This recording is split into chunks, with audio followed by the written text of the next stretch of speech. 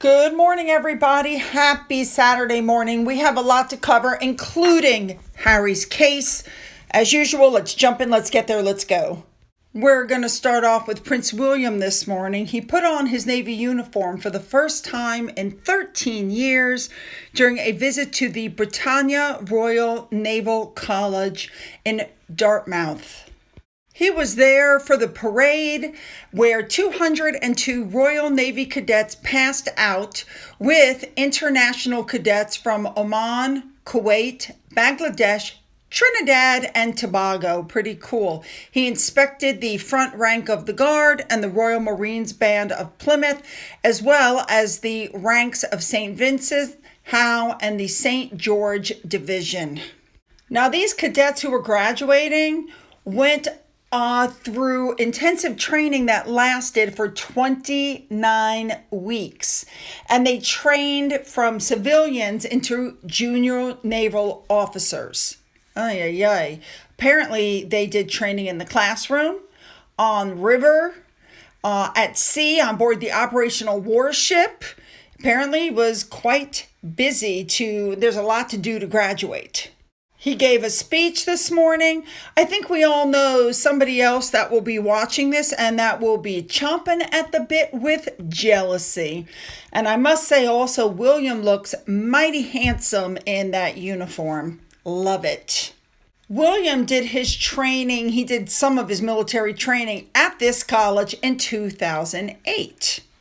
When he was done with that, he went to the Lord High Admiral Division. Now, he went on behalf of King Charles, who had another event, which we're going to cover in just a few minutes. So he stayed around after the parade, and he spoke to some of the cadets. He was given a gift for the kids, which I thought was really sweet. And then it was time to go. But before he went, you guys should know that during his speech, he pointed out that Queen Elizabeth and Philip met there. They actually met there. Elizabeth was 13 and Prince Philip was 18. And they met at the college with King George, the Queen Mother, and Princess Margaret. And of course, Elizabeth later said it was the moment she fell in love with Philip. How wonderful. Next up, we're going to move on to Princess Anne, who went 2 weeks ago to the annual Christmas reception at St. James Palace for the Not Forgotten. Now, that is a group that combats isolation and loneliness for the injured and disabled armed forces community. They had a fabulous reception. There was a choir. It was lovely. In her usual fashion, Anne went around the room speaking to everybody, shaking hands. I think it's lovely. I love these kinds of groups, and I love the fact that she was there. All right, moving on. She's fabulous. Next up, the Duke of Edinburgh and his daughter, Lady Louise, attended the London International Horse Show. They went to visit the stable lines and meet the drivers. We're moving on to King Charles, and as you can see from this really was a surprise appearance because the information about the visit was embargoed until he literally arrived. So he went to the High Court the day before Harry was going to discover the outcome of his hacking claim against the tabloid newspaper. So King Charles showed up to tour the Royal Courts of Justice in London, and he was there to celebrate the work of the judiciary. He walked in on students who had just participated in a mock trial in the courtroom. He jokingly said, I'm quoting, "I'm sorry to interrupt." He talked to some of the young people from Ashcroft Technology College. He was shown around the building by the Lady Chief Justice of England and Wales, Baroness Carr of Walton on the Hill, who introduced him to members of the judiciary. He also viewed an exhibition on female judges and heard about the work of the voluntary magistrates. I think that's lovely. I love buildings like this and these books. Wonderful. And of course, he unveiled a plaque. All right, moving on, but keeping with King Charles, he received the High Commissioner for Granada to the United Kingdom, Rachel Croney, at Buckingham Palace. Now let's move on to Queen Camilla, who went to Raxwell Hospice. This is a hospice for families of young children and young people with life-limiting or life-threatening conditions. And she went for a visit.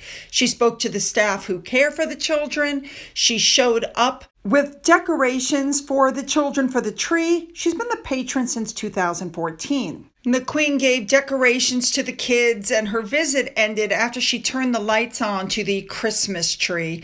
How lovely is that? Now, of course, while she was there as well, there was a cake cutting. She cut it with a sword. It reminded me of the time that Queen Elizabeth did that. And of course, they had snacks and, all kinds of stuff for her. So I think that's just so wonderful that she went out of her way to stop in there. And I've said it before, these are the kind of visits I love. The Queen even signed some artwork that was created by the kids while she was there. I love that. Moving on. Let's move on to Sophie now. She is the patron of Disability Initiative. This is a specialist that provides services to adults with physical disabilities and complex acquired brain injuries. Sophie sang Christmas carols. There was a performance from the Carers Choir. She pulled on Christmas crackers. She was awarded a special gift, which was a decoration labeling her the world's best patron. She sat down and had some food with them. Looks like she had a really good visit. Typical Sophie had a smile on her face and was doing her job no matter what was going on, because apparently it was at this visit while she was there that she found out, they're claiming, of what Omid said about her in his book. She apparently was very upset and said that she was surprised because the last she heard from Meghan, it would have been nice to receive a return invitation to Frogmore because she had Meghan to her house for tea. But yeah, Meghan just blew her off. Now, the next day, believe it or not, Sophie was in Switzerland because she was attending the Global Refugee Forum, and people noticed that she was wearing her wedding earrings. While she was there, she met a little boy named Hugo who had the dream of meeting a member of the royal family. That little boy has a neurodegenerative disease that makes it difficult. He probably won't live past his teenage years. But I'm glad that Sophie took the time out of her day to, meet this child. After that meeting was over, Sophie went to a reception and they were celebrating the UK's co-led pledges on refugee education and tackling gender-based violence.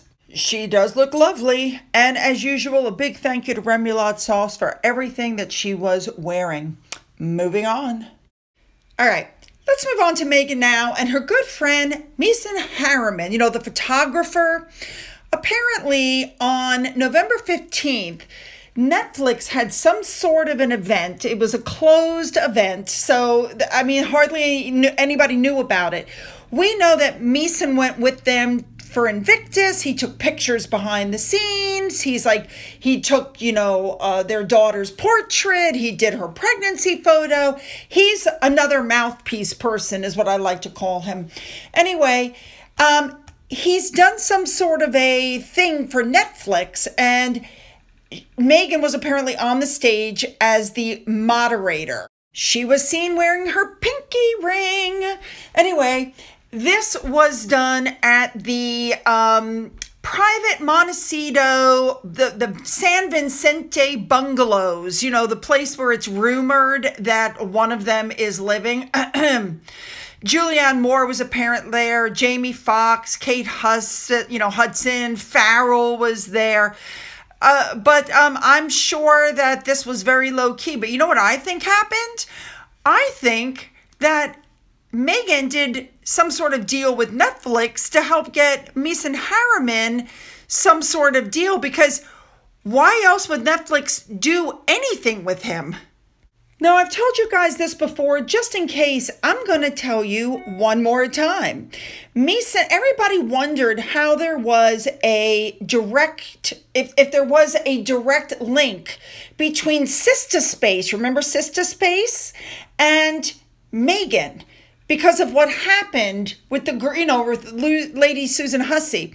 Well, here's SueSmithAKALongsally, right? Here are the headshots. Look at the bottom. Who took these photos? Meeson Harriman. He took the photos for sister space.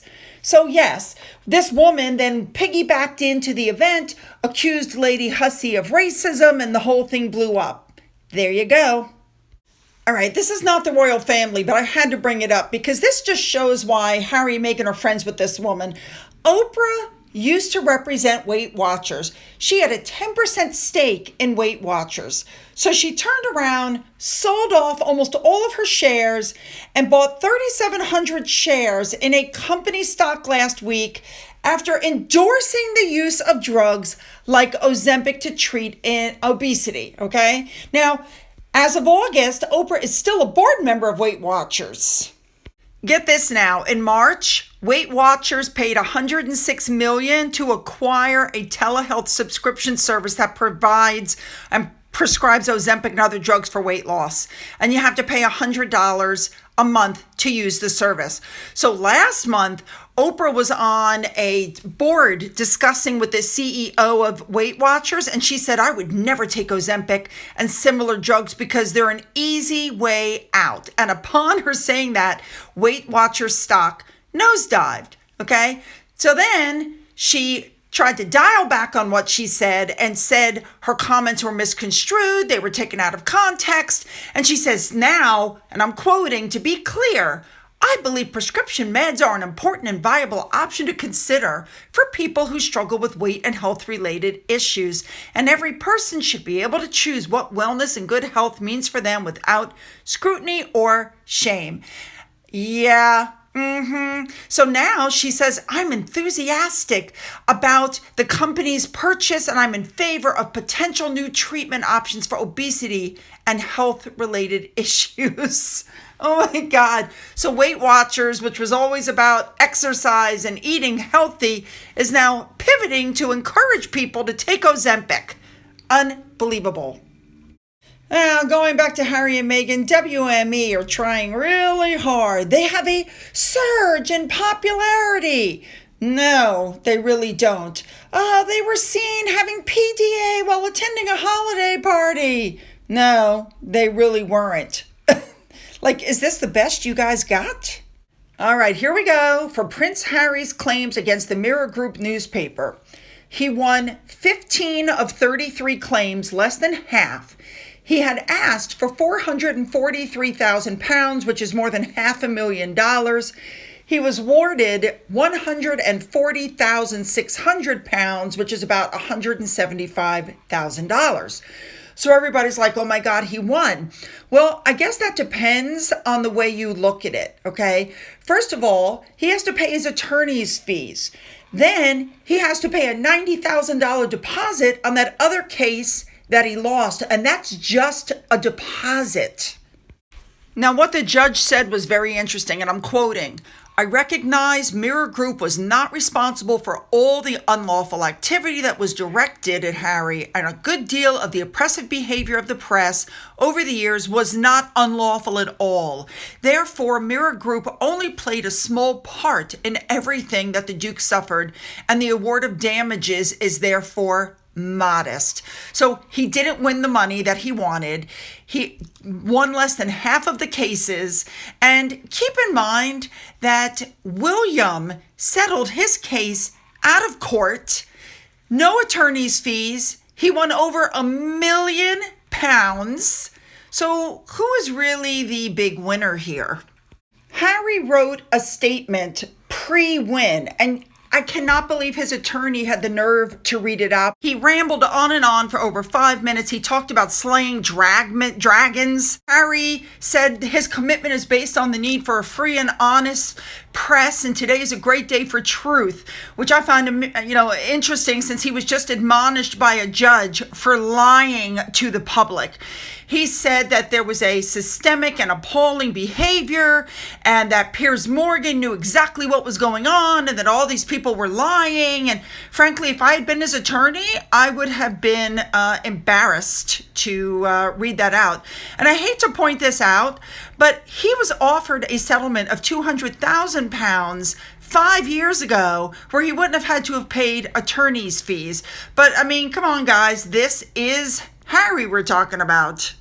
He made comments about people who didn't bother to show up in court, says the man who on the first day of court just didn't bother to show up. And let's face it, guys, his, forget the financial loss, his reputation is in the toilet. Like, it's done. So we all know what's going to happen now. The purveyor of truth is going to try to control the narrative, and he's going to spin it that this was a massive win and look what he got, when the truth of the matter is this wasn't a massive win. He would have done better to settle the case. He would have gotten more money. This has changed nothing. That's Harry. Moving on. All right, let's finish up here. Some articles came out saying Harry and Meghan have been branded outcasts. Well, that's absolutely true. The royal family is having nothing to do with them. The A-list celebrities are having nothing to do with them. Their brand deals, their whole brand. Remember, they were just labeled the biggest losers in Hollywood by the Hollywood Reporter. We know that even with all of their media coverage and their hype, all of their projects have failed. Spare, the Netflix docu-series, the Archetypes podcast, his TV appearances, which is why they can't get any good brand deals, because nobody wants to be associated with them. And in true Harry and Meghan style, they're blaming that on the royal family. All right. This story, I thought it was really important to talk about. Princess Charlotte, we know, was at the baby bank, and, her outfit was documented. And what happened? Harry and Meghan's fan base attacked. They wrote some of the most disgusting things about Charlotte and about what she was wearing. And the comments were taken down because, this is a child. So while they're saying children are off limits, I've shown you guys before some of the disgusting things they've written about the kids. And finally, one more thing. We've seen this before, but I'm just going to cover it one more time. Harry and Meghan are slipping into C-list celebrity status. They were always, I don't get it. They're like, oh, she's A-list. She's back in Hollywood. She was never A-list. She was never in Hollywood. She never got that big break that she wanted. The only show she was in was Suits. Nobody had even heard of that show before she met Harry. She was a Canadian cable actress, and she had been written out of Suits at the same time she met Harry. Otherwise, she would just be another unemployed actress who probably would have faded into obscurity. That's it. All right, you guys, that's a lot of information to take in, I know, but I want your comments, and I'm reading them, so make them good. Don't forget to hit that like button. It helps with the YouTube algorithms. Don't forget to hit the subscribe button. If you've already hit that button, double check, make sure you're still subscribed. And for those of you who've donated to my coffee fund, thank you so much. And as always, you guys, have a great day.